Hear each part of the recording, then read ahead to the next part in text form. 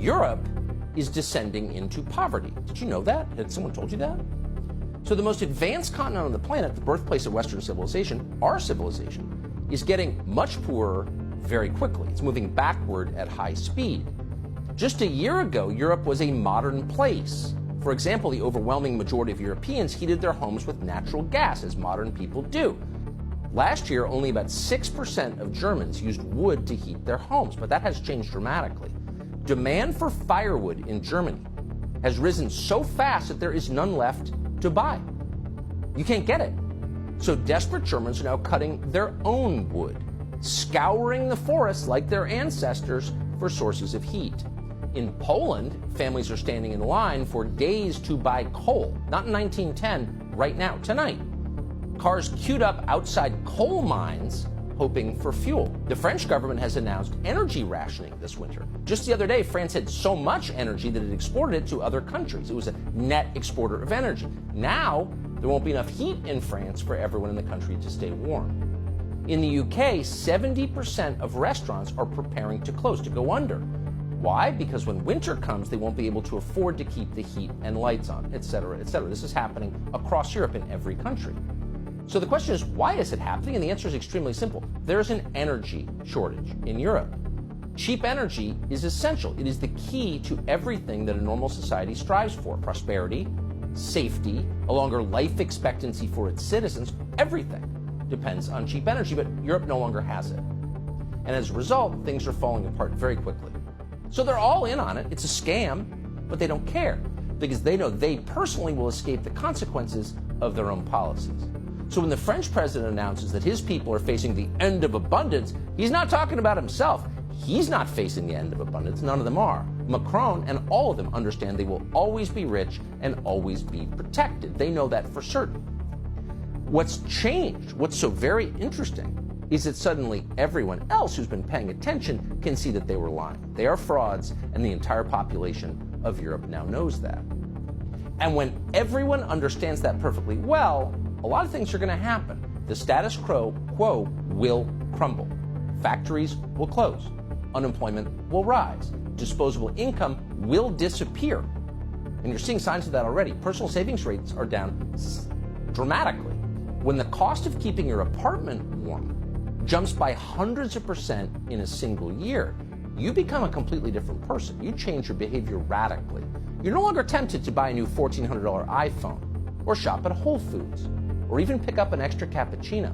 The entire consumer economy grinds to a halt because there's no discretionary income. This isn't a demand problem. This is a supply problem. And it stems primarily from the war in Ukraine. Because of that war, the West does not have enough energy to continue its economy or its society. Europe responded to that war by imposing sanctions that they knew would inevitably cause energy shortages. They knew it when they did it. Here's the president of the European Commission back in May. And let's be clear, it will not be easy, because some member states are strongly dependent on Russian oil. But we simply have to do it. So today we will propose to ban all Russian oil from Europe. Really? Are you going to be keeping your apartment at 49 degrees Fahrenheit? Will you be walking to work? No, of course not. You'll have whatever you want forever. But the rest of us, she informed us, quote, simply have to do it. And it's not just energy that's being affected by these sanctions. In Brussels, Joe Biden warned that food shortages are inevitable. Remember this? With regard to food shortages, yes, we did talk about food shortages. And it's going to be real. Oh, so we're all going to have to buckle down for freedom. We have to shovel billions to Ukrainian oligarchs who clearly hate the United States because it's the right thing to do. We need to hurt Russia because it's our moral duty. So did these sanctions actually hurt Russia? They caused food and energy shortages throughout the West. No, they didn't hurt Russia. Russia today has more than enough energy, more energy that it can use or sell. In fact, Russia has so much excess natural gas that it's simply setting it on fire. You can reach a place in your society where the people in charge and their lapdogs in the media become so completely disconnected from the concerns of actual people becomes so totally uninterested in the lives of citizens, the society becomes very volatile, and we are fast approaching that point. So we could fix this problem. The solution to this catastrophe is very straightforward. End the war in Ukraine. Reestablish energy flows into Europe and save the global economy, including ours. Is Joe Biden doing that? Are other reckless Western leaders like Boris Johnson doing that? No, they're doing the opposite. They're sending billions more from their dying economies to Ukrainian oligarchs, and for no good reason. Are we winning the war in Ukraine?